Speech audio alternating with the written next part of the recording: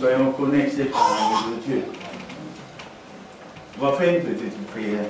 Et cette prière consiste, c'est de dire à Dieu, fais-moi aimer ta parole. Amen. Que l'amour de la parole soit là. Quelquefois c'est difficile, mais que Dieu nous donne la force. Inclinons nos têtes.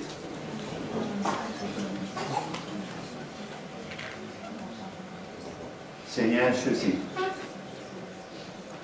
tout ce que je te demande,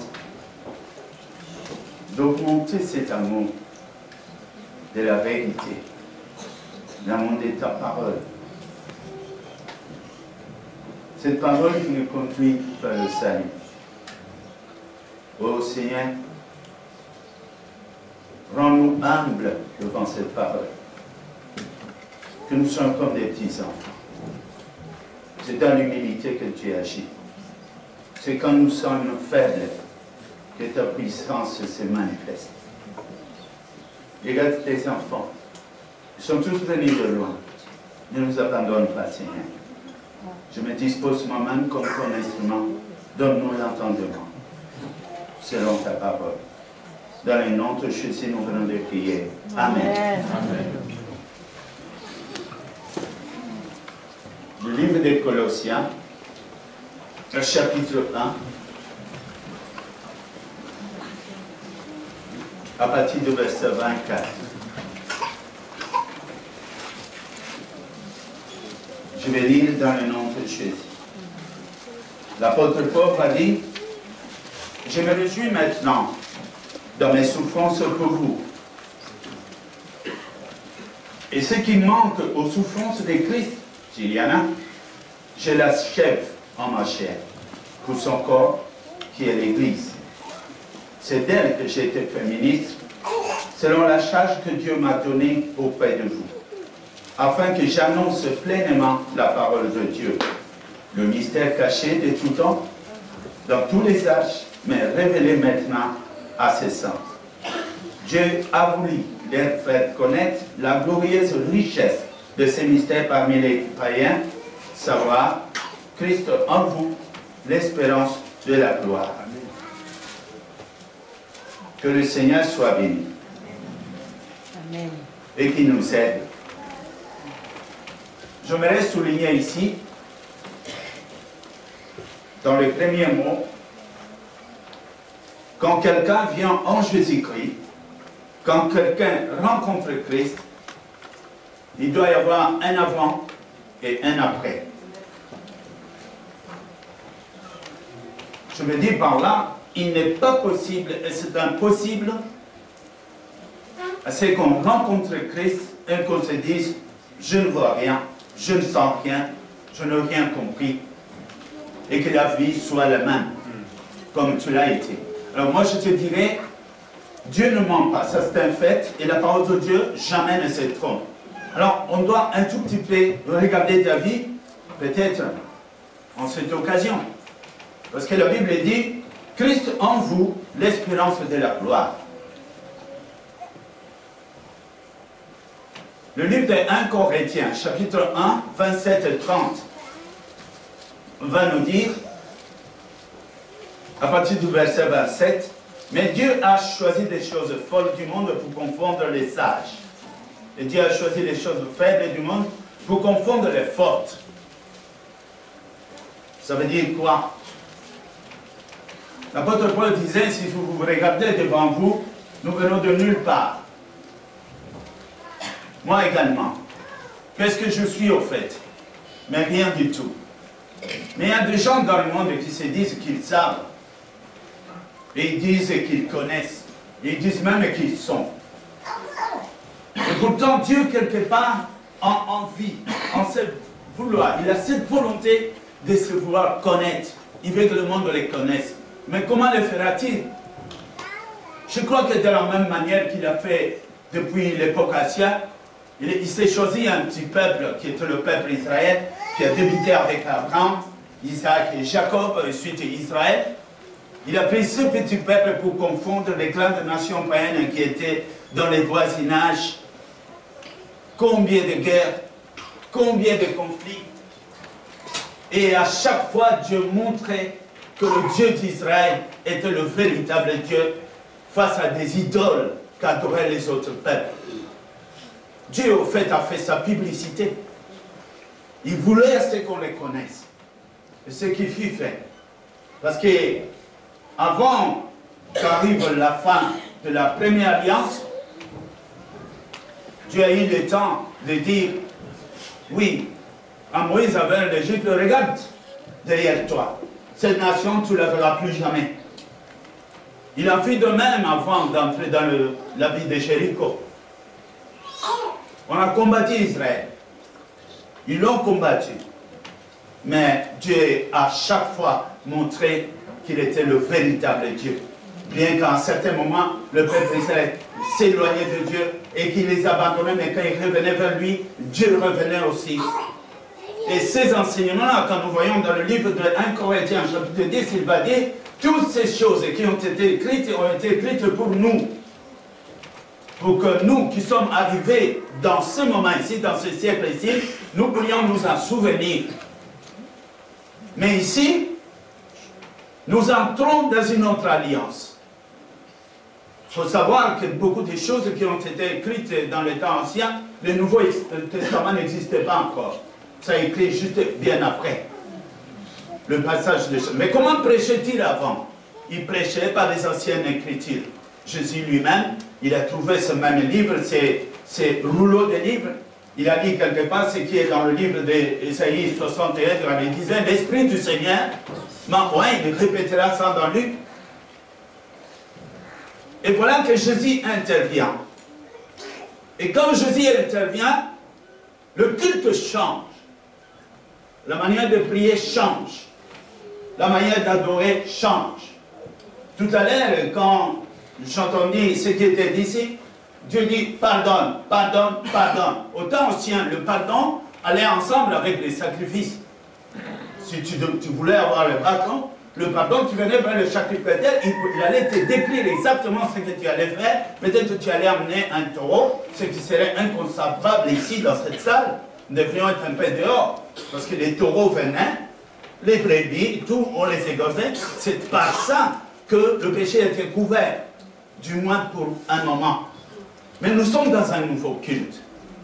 Un nouveau culte dont le seul sacrifice de notre Seigneur Jésus-Christ couvre tout, de avant Jésus et jusqu'à l'après.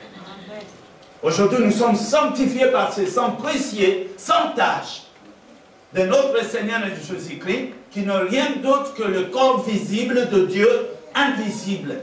Il est Dieu.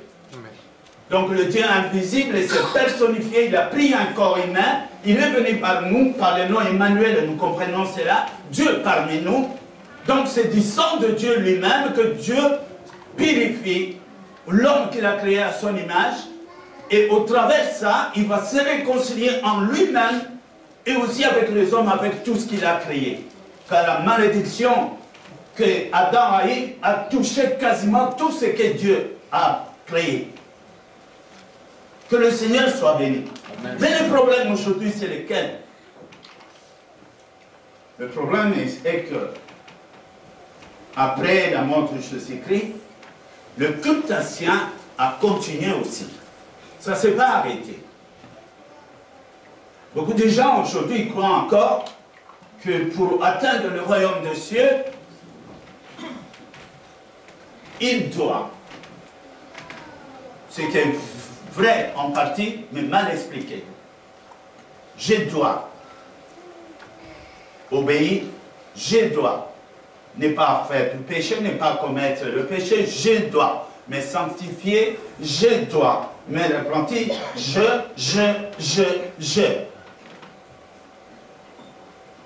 Alors que la parole de Dieu nous dit ici, si nous regardons selon les Écritures, s'il y avait s'il y avait une personne qui aurait été capable de se sanctifier, d'abandonner les péchés, s'il y avait une seule personne capable de renoncer à la vie d'avant,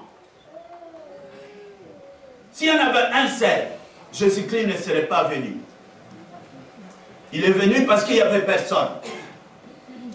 Il est venu parce que dans l'homme, il a la volonté mais n'ont aucun pouvoir sur l'obéissance à la parole de Dieu. C'est un peu comme quand la loi de Dieu est arrivée, nous nous sommes vus coupables, juste coupables, car nous avons reconnu en nous que nous sommes pécheurs. Mais quant à la sanctification, à l'obéissance, à la pratique, à l'observation, toutes ces choses-là nous échappent. Et c'est pourquoi la Bible dit, en lui, en Jésus-Christ, l'espérance de la gloire. Pourquoi c'est là? Je veux vite lire un verset qui me passe en tête maintenant. Le livre de Romains, chapitre 8, verset 9. Ceux qui sont là pourront voir cela. Quand on regarde ce qui est écrit là, le Saint-Esprit nous enseigne et nous parle. Pour vous, vous ne vivez donc pas selon la chair, et vous vivez selon l'Esprit. Si du moins, l'Esprit de Dieu habite en vous. Et la parole continue pour dire, si vous n'avez pas l'Esprit de Christ en vous, vous ne lui appartenez pas. Donc ce n'est pas le baptême qui fait que nous appartenons à Dieu. Non, c'est pas ça. C'est pas parce que je viens à l'église que que j'appartiens à Dieu. D'autres l'ont été avant nous.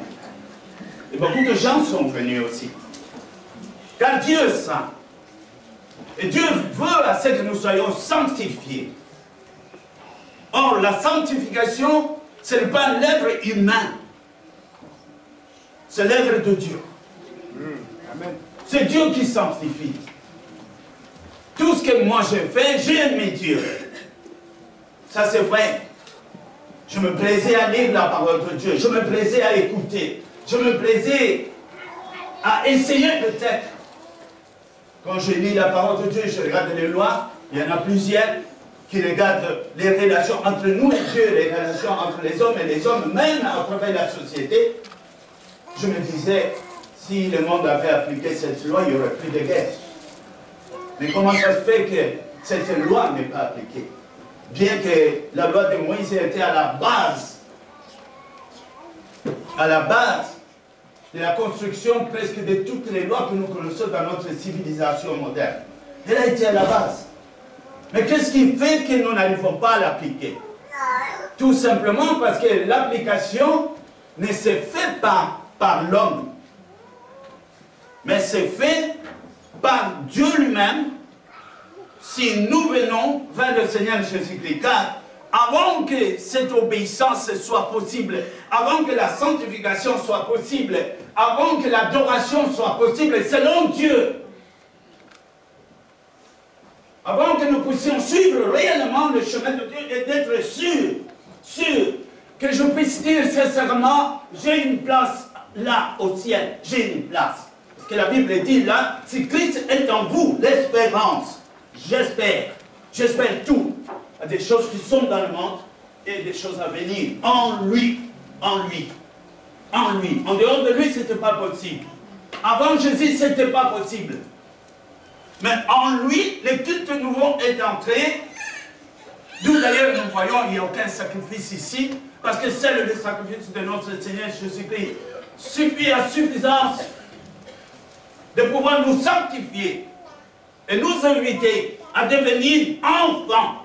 Tel que la Bible le dit à tous qui l'ont reçu, il a donné ici le pouvoir de devenir enfants. Ces choses n'ont pas été dites à Moïse, ni à tous les autres qui ont précédé Jésus-Christ. Ils étaient des serviteurs, non des fils. Nous sommes appelés à devenir le fils de Dieu. Je suis conscient de ça. Et j'accepte ça. Et si je suis fils, j'ai mes obligations, bien sûr, en tant que fils. Et j'ai mes droits en tant que fils dans cet univers. Vous comprenez? Mais en lui. Donc en lui, ce qui est dit en lui doit être respecté. C'est pourquoi la Bible nous dira,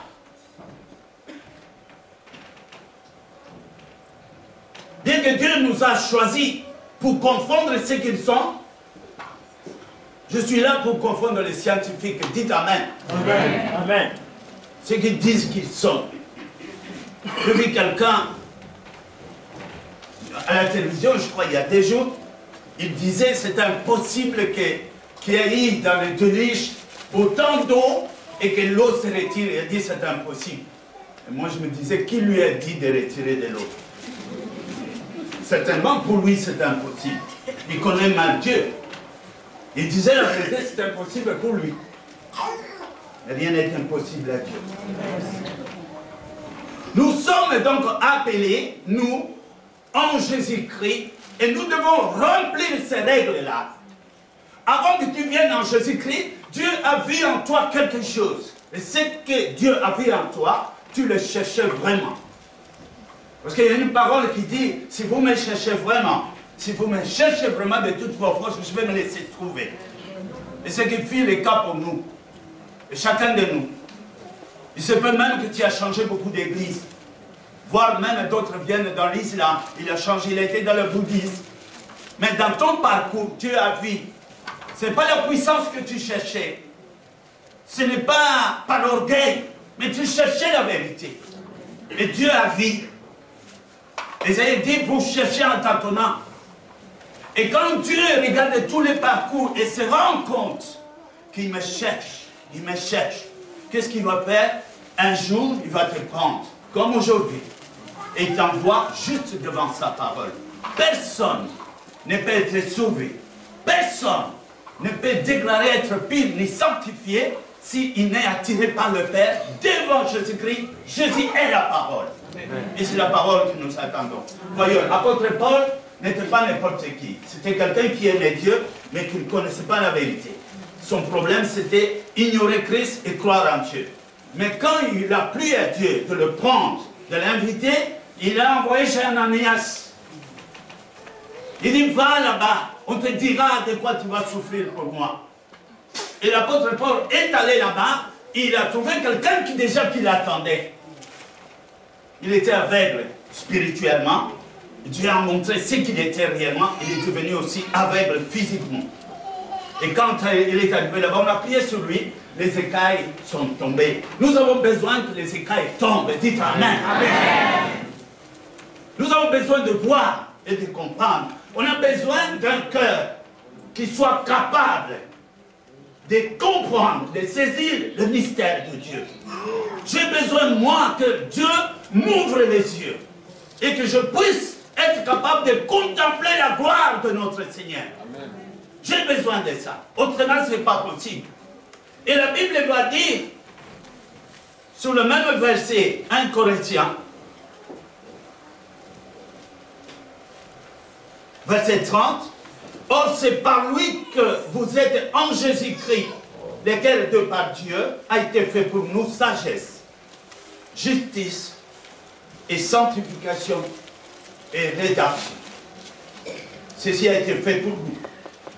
La sagesse de Dieu, parce que nul ne pouvait être sauvé. Nul. Et par la sagesse de Dieu, il a plu à Dieu de naître comme un homme, Emmanuel, Dieu Tout-Puissant, est devenu lui-même sur cette terre, marcher avec nous, enseigner, compléter, dire ce qu'il y avait à dire et faire ce qu'il restait à faire. Et ce qu'il restait à faire, c'est que Jésus a donné de sa vie à la place des animaux, afin qu'à partir de lui, ce qui était avant lui et au moment et après lui, tous soient sauvés par la confiance à ses sacrifices, à sa mort et à sa résurrection. Comment suis-je sauvé? Aujourd'hui, si tu me dis, es-tu sûr d'aller au ciel? Moi, je te dis oui. Je te le dis tout de suite. Mais quelle assurance! Mais je l'ai par l'esprit qui m'habite. La preuve? Oui, j'ai la preuve. Même en parlant. Quand je prêche, c'est pas moi aussi. Parfois, un jour, ma sœur m'a trouvé en train de pleurer devant une prédication que j'ai faite. Alors elle s'est arrêtée. Fritz, je ne te comprends pas. Comment tu pleures dans ta propre prédication? J'avais du mal à lui dire. Je ne comprends pas. Je ne sais pas si c'était moi. Je sais que c'est ma voix, mais je ne savais pas que j'ai dit ça. Alléluia. Amen. On a donc besoin de cet esprit. Et cet esprit, la Bible nous dit, dans la sagesse vient de Dieu. Car Dieu nous a préparé une place. Laquelle? des choses que nous n'étions pas capables de faire, des choses que nous n'étions pas capables d'agir, de faire, d'obéir, de dire, les cultes que tu n'étais pas capable, les mots que tu n'étais pas capable de prononcer lors de tes prières, même les idées qui ne te montaient pas, parce que la Bible dit quelque part là dans 1 Corinthiens, ce sont des choses que l'œil n'a pas vues, ce sont des choses qui ne sont jamais montées dans le cœur. Et ce sont des choses que tu n'as jamais entendues, dont Dieu prépare aujourd'hui pour te révéler. Quand on parle de la révélation, il y a un mystère, il y a un secret. On doit déconnecter ça. Pour ceux qui les cherchent vraiment. Et alors, quand le Seigneur le fait, tu découvres alors ce grand monde qui est du Seigneur. Et la seule porte qui est là, c'est lequel? De faire confiance à la parole de notre Seigneur. Faire confiance. Quand on dit faire confiance à la parole de Dieu, c'est dire à Dieu, je crois. Ce qui s'est traduit par la foi, je crois. Je crois et je fais confiance à la parole de Dieu. Et quand tu fais confiance, tu avances vers le Christ. Parce que qu'est-ce que Jésus demande? Jésus est venu tout simplement parce qu'il a payé le prix pour nous. Il est mort, il est ressuscité.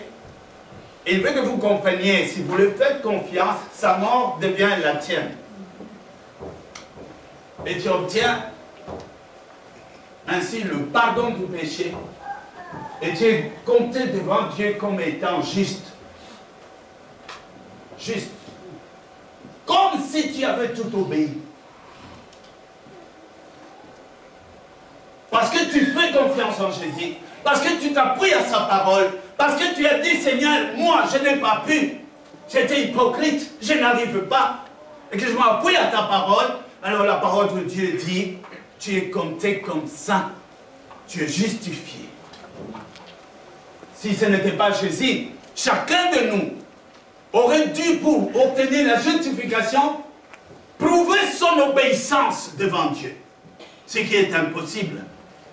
Parce que l'homme, depuis sa naissance, l'homme est séparé de Dieu. Donc incapable de faire ce qui est bien. Je disais, c'est quand même curieux quand on regarde même les tout petits enfants, quand ils naissent, des bébés. Il est tout petit, mais il a la jalousie. J'ai assisté à ça un peu. Une maman qui portait un bébé, et puis il a pris en même temps un autre bébé, et l'autre bébé, sans intelligence, sans rien. Mais la jalousie était. Et quand sa mère a voulu l'allaiter, elle a mordu sa mère avec les deux dents là, pour punir sa mère. Alors je dis, tiens, comment déjà à cet âge, les jaloux, si déjà à cet âge, qu'en sera-t-il quand il va grandir? Donc l'homme a cette disposition à faire le mal plus facilement qu'à faire le bien. Mais cela ne veut pas dire que nous ne connaissons pas les biens. On sait dire ça c'est bien et ça c'est pas bien. Ça nous le savons. Et nous savons aussi, Dieu ce qu'il dit est bon. Mais le problème c'est quand il faut mettre en pratique. Alors là, chacun de nous s'interroge. Est-ce que les autres le mettent, obéissent ou quoi? Ou c'est seulement moi? Parce que moi, personnellement, je me suis dit, je suis hypocrite.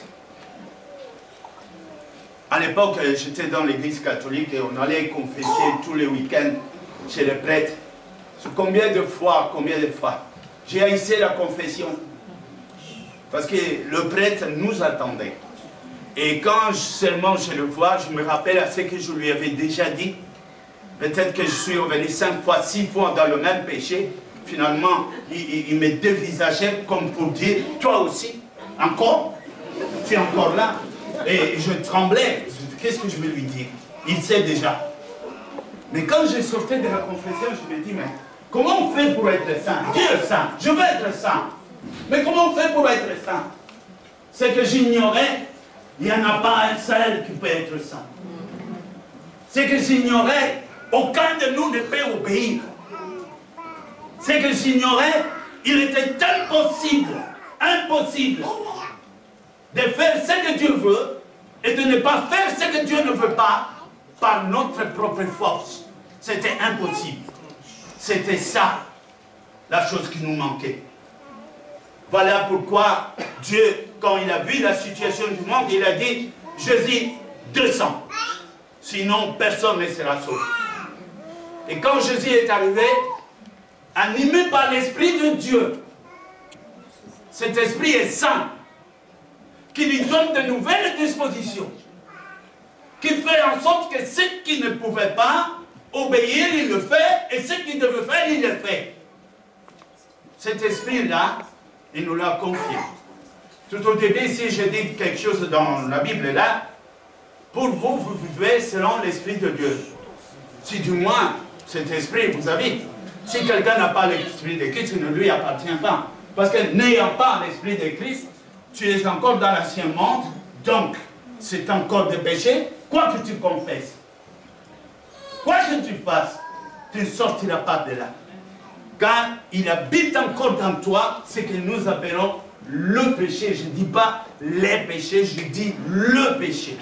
Le péché, c'est un arbre qui t'habite et au travers lequel produisent les autres péchés.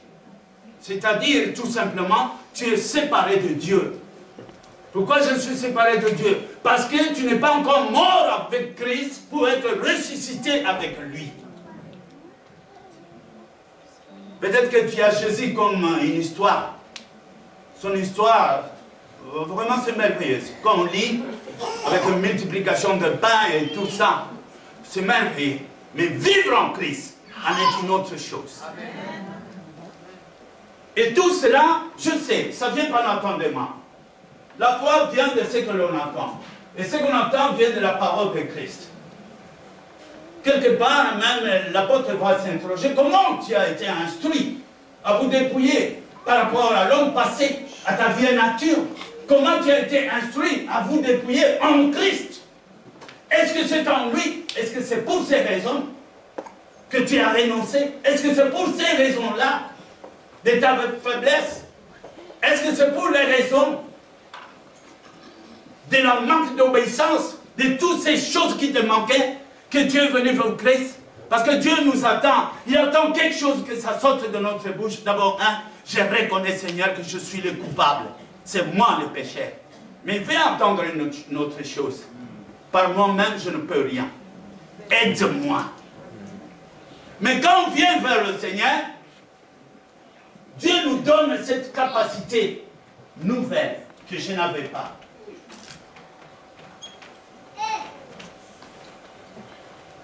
La Bible dit, l'écriture, les Écritures, ce que nous voyons, a tout enfermé dans le péché. Nos ambitions, nos projets, le bien. Je sais que beaucoup d'entre nous ont de belles dispositions pour la famille, pour les gens. Oui, mais Dieu a tout fermé, tout enfermé dans le péché. Pourquoi? Parce que notre amour est un faux amour. C'est un amour hypocrite. Tu dis je t'aime. Il y a des conditions là-dedans. Tu donnes et tu critiques après. Le même qui t'a donné, il te critique après. Et c'est l'hypocrisie. Et nous disons que nous aimons. Même pour ceux qui sont mariés. Mariés dans la maison. Mais le mari a ses secrets que la femme ne connaît pas. Et la femme a ses secrets que l'homme ne connaît pas. Mais physiquement, ils font de bons sourires. En réalité, quand on se marie, c'est 3 fois qu'on se marie. La chair, c'est très facile, l'accouplement. Mais l'âme et l'esprit doivent être ensemble aussi. Mais quand chacun a des idées, d'autres, des projets, ça, il ne faut pas dire derrière un autre qui fait un téléphone, coup de téléphone, le contraire, il dit d'autres choses. C'est ça l'hypocrisie. C'est ça. Et jamais, jamais, parce que ces choses se font devant Dieu et qui regarde, Dieu est saint. Dieu ne peut pas agir de cette façon-là. Et même, malgré notre effort, si nous cherchons à nous sanctifier, nous n'y arriverons jamais. Nous avons besoin de Dieu. Le livre de Galates, le chapitre 3, 22, Dieu dit, mais l'Écriture a tout renfermé sous les péchés, afin que ce qui avait été promis fût donné par la foi en Jésus-Christ à ceux qui croient. Nous cherchons la bénédiction, nous cherchons à être sanctifiés, mais tout acte, toute action, toute idée, toute pensée, à partir de la pensée, toute parole, Dieu a mis ça dans un garde-fou qui s'appelle péché. C'est-à-dire, tu vas essayer de sortir, tu te trouveras pécheur. Je vais donner un exemple. Quand on a inventé l'enrichissement de l'uranium, ce n'était pas pour la guerre. Une personne a dit, ça va être la révolution dans le monde. On a découvert une énergie moins chère. C'est ce qu'il désire. Mais avant longtemps, ça a été détourné pour que ce soit pour la destruction du monde. Nous voyons la Croix-Rouge quelquefois qui intervient dans des guerres pour donner du riz. D'accord? Mais pourquoi alors des militaires en même temps avec des armes? Comment peut-on aller donner la paix quand tu as des armes toi-même? Et sur les sacs du riz dedans, on trouve aussi des armes. L'homme a de bonnes intentions, malheureusement, sans Dieu, il ne peut rien. Donc la Bible dit, tout ce que nous voudrions faire, sans Dieu, nous nous retrouverons tôt ou tard dans le péché. Quand même, tu vois que ça a l'air de bien marcher. Il y en a certaines choses, tu as choisi de vendre de la drogue, tu as gagné de l'argent, oui, ça peut marcher pendant un moment. Mais Dieu a dit quelque part, tu mourras certainement. Tôt ou tard viendra le jour où tu seras saisi et tu perdras tout. Donc de ce côté-là, ce n'est pas possible. Ceux qui veulent bénéficier de la promesse qui était donnée à Abraham et à sa descendance, ça veut dire Christ. Je ne suis pas en train de parler d'Isaac. Parce que le livre de Colossiens 3,16, il va le dire aussi. La bénédiction était avec sa descendance, c'est-à-dire Christ. C'est en Christ. Lui-même, Abraham, dans sa bénédiction, il avait besoin de Christ. Et c'est Melchisédek. Nous, c'est en Christ. Dieu me bénit. Mais pour que je sois béni, je dois faire ma marche de la repentance, de la foi envers Christ. Quand j'aurai Christ, tout ce qui m'a été destiné, je l'aurai. Et c'est là en moi. En dehors de Christ, ce n'est pas possible. Donc, même la promesse d'aller au ciel, ce n'est pas possible. Tu ne passeras pas. Dieu est saint. Dieu est 3 fois saint. Nous devons aussi avoir la nature de Dieu. Mais c'est lui qui sanctifie.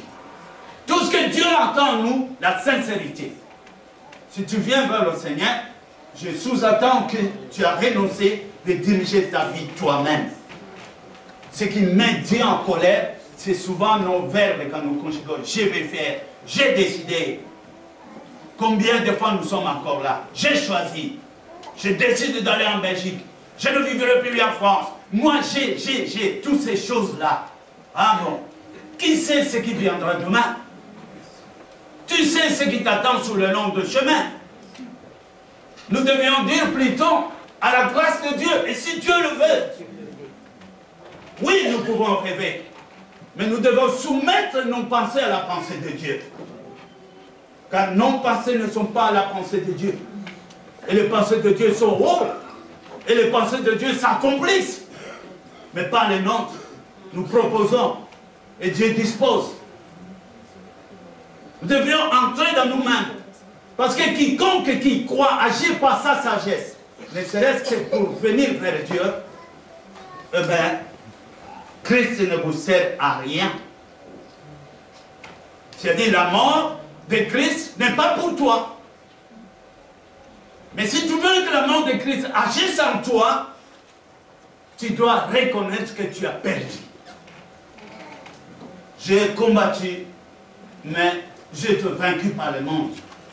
Je ne suis pas fort. Je ne suis pas intelligent. Je ne sais pas comment on fait. Et alors je viens vers le Seigneur. Aide-moi.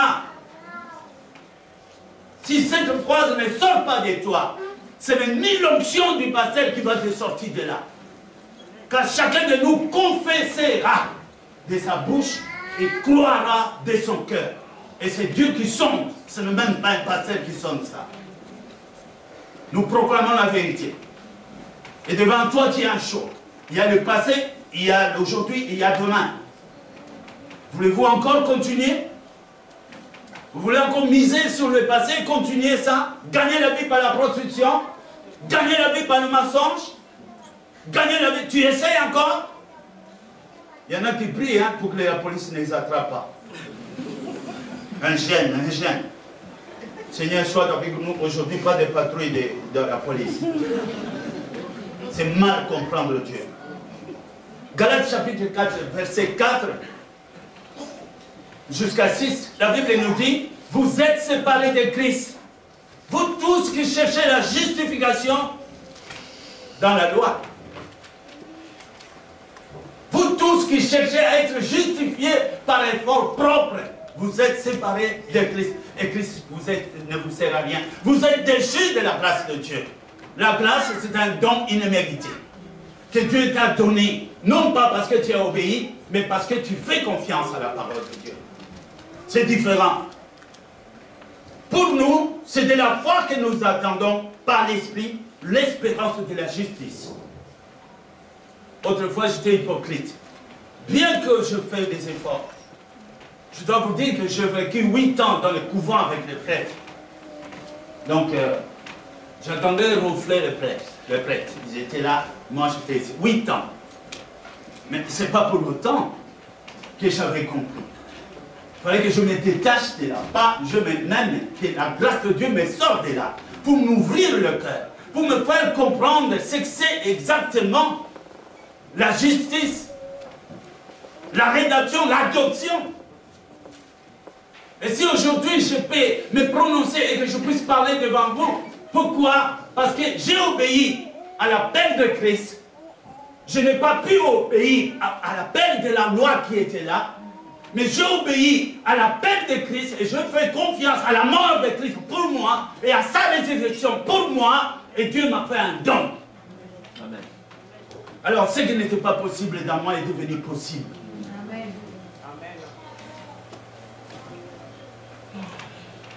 Nous allons lire quelque part l'Acte des Apôtres chapitre 13.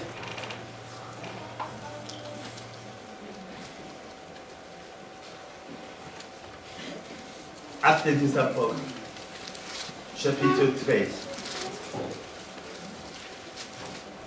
verset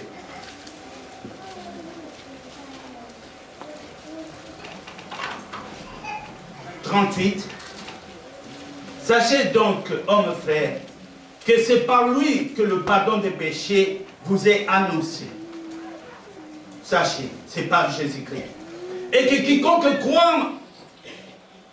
croit est justifié par lui de toutes les choses dont vous ne pourriez être justifié par la loi de Moïse. Celui qui fait confiance, il est justifié. Les péchés sont pardonnés. Alors que nous ne pouvions pas. Parce que la chair nous rendait faibles. Tant qu'on est dans la chair ne se soumettra jamais à la volonté de Dieu.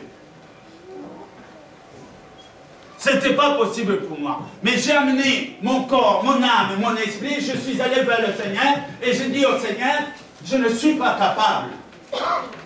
Je suis faible. Et pourtant ta parole dit la vérité. Aide-moi Seigneur. Et il a tué quelque chose en moi. Le Fritz d'hier. C'est pourquoi Saoul était Saoul et puis il est devenu Paul. Dites Amen. Amen. Il doit y avoir un changement. Quand Dieu m'a touché et qu'il m'a changé, même ma mère ne me reconnaissait pas. Mon frère ne me reconnaissait pas. J'étais au milieu d'eux. Tu as changé. Qu'est-ce qui est arrivé? Au fait, les efforts de changement, je les avais. Mais jamais ça s'est produit. J'étais colérique, j'aimais les femmes, toutes ces choses étaient encore là. Malgré la confession. Je peux confesser ici, juste là, je finis de confesser, à la porte, je me trouve de nouveau dans le péché. Pourquoi? Ma chair était liée au péché, à l'hypocrisie. Mais quand Dieu m'a libéré de ces corps, et qu'il a fait habiter en moi un esprit nouveau, qui n'était pas le mien, qui est le sien. Et quand cet esprit est venu dans moi, c'est comme la parole de Dieu dit, en réalité dans l'homme, c'est l'esprit. La chair ne sert à rien. Bien-aimé, si tu vis encore dans la chair, si tu n'as pas encore donné ta vie à Jésus-Christ, si tu n'es pas encore confié en Jésus-Christ pour être sa possession et se mettre à sa disposition, tu vis encore, tu n'es pas mort. Malgré ton baptême, tu es dans le monde. Donc, hypocrite quant à l'obéissance. Et jamais tu ne seras sanctifié. D'abord, pour être sanctifié, c'est quoi ça la sainteté? D'après toi, c'est quoi? Porter des habits blancs, tout en blanc. Ça se passe à l'intérieur. Et c'est lui qui sanctifie. Et c'est lui qui est mort pour nous. Et c'est lui qui nous appelle. Et le même. Dites Amen. Amen. C'est pourquoi, moi, quand je vois un chrétien qui me vient me dire, je suis dans les fesses. Ce n'est pas toi, c'est la chair qui parle encore. Tu es retourné en Égypte. Tu essaies encore de diriger ta vie toi-même. Il y en a qui n'arrivent jamais à se marier. Enfin, du moins jusque maintenant. Je vais vous dire pourquoi. Vous avez dessiné votre femme. Et vous avez dessiné votre mari.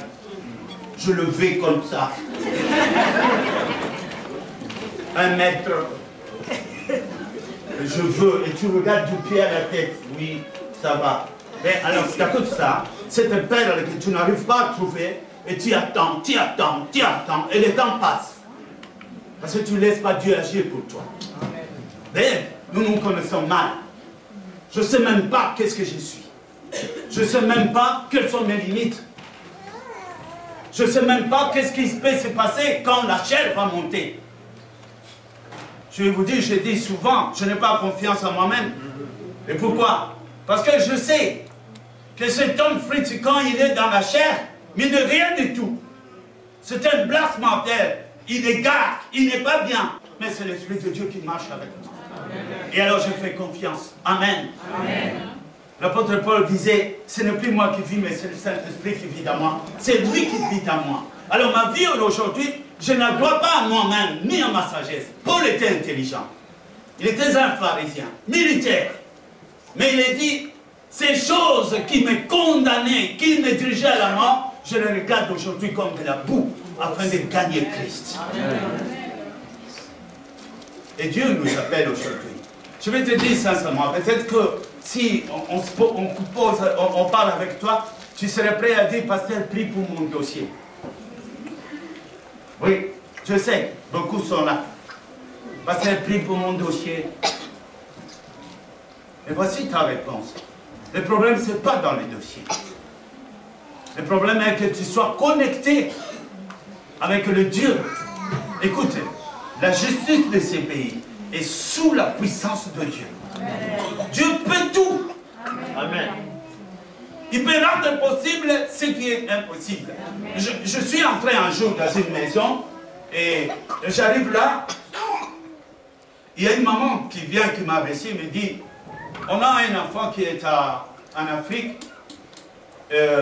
On vient de recevoir une lettre maintenant. On a fait 3 ans pour essayer de l'inviter et chaque fois c'est rejet. D'ailleurs, on a une lettre qui est venue aujourd'hui. Et je dis à cette maman, où est le père? Il m'a dit, il est là. Est-ce que lui croit en Jésus? Oh, de temps en temps, appelle-les.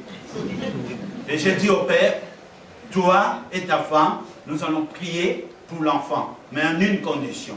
Tu acceptes Jésus. Alors là, il a dit, bon, d'accord, peut-être c'était pour la première fois. Et il a fait cette prière. J'ai prié pour elle. Je dis, maintenant, on prie pour l'enfant. Vous l'avez pas, mais quoi, hein? Le lendemain, j'ai reçu un coup de fil. Et ils m'ont dit, la justice a appelé pour demander, est-ce que si l'enfant, on l'invite en Afrique pour faire ADN, est-ce que l'enfant peut venir? Alors ils ont dit oui. Moi je dis, votre enfant? Oui. Moi je dis, bon, l'enfant sera ici.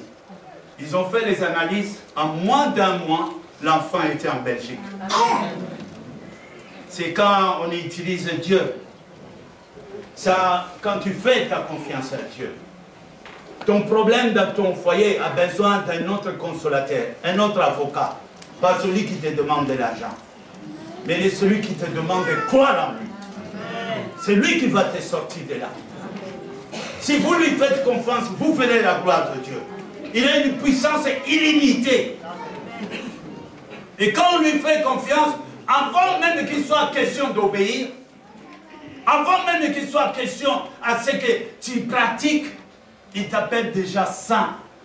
Car désormais, à tous ceux qui l'ont reçu, il a donné le pouvoir de devenir enfants, lesquels sont nés non de la chair, mais de la puissance de Dieu. Amen. Amen. Bien-aimé, je vais demander, où es-tu? Je sais quelquefois, même quand je me promène, je pose mes regards sur des personnes et je me dis, est-ce que je le verrai encore celui-là? C'est facile de regarder un homme qui parle, mais c'est difficile à un homme de regarder une foule. Comment je vais retenir ton visage?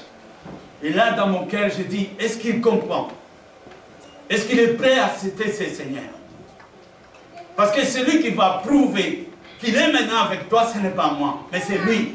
Tu auras un témoignage. Comme il dit, rien ne sera plus jamais comme avant. C'est la preuve même que la vie de Dieu a commencé dans toi. Dites Amen. Amen. Est-ce que vous pouvez répéter ça après moi? Seigneur Jésus. Seigneur Jésus. J'arrête de combattre. J'arrête de combattre. J'accepte que tu es vainqueur. J'accepte que tu es vainqueur. Je me soumets à toi. Je me soumets à toi. Ne m'abandonne pas. Ne m'abandonne pas. Tu es mon Seigneur. Tu es mon Seigneur. Je vais te servir. Je vais te servir. Tu es mon sauveur. Tu es mon sauveur. Je viens vers toi. Je viens vers toi. Ne me refuse pas. Ne me refuse pas. Donne-moi la vie. Donne-moi la vie. Selon ta parole. Selon ta parole. Pardonne mes iniquités. Pardonne mes iniquités. Selon ta parole. Selon ta parole. Au nom de Jésus. Au nom de Jésus.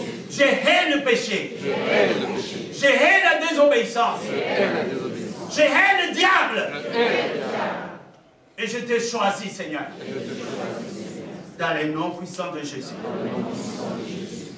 Amen. Amen. Ne sois pas distrait. La parole de Dieu est Dieu. Vous comprenez? Cette parole, c'est celle-là même que Dieu attend que ça sorte de ton cœur et de ta bouche. Alors, lève-toi. Mettons-nous debout.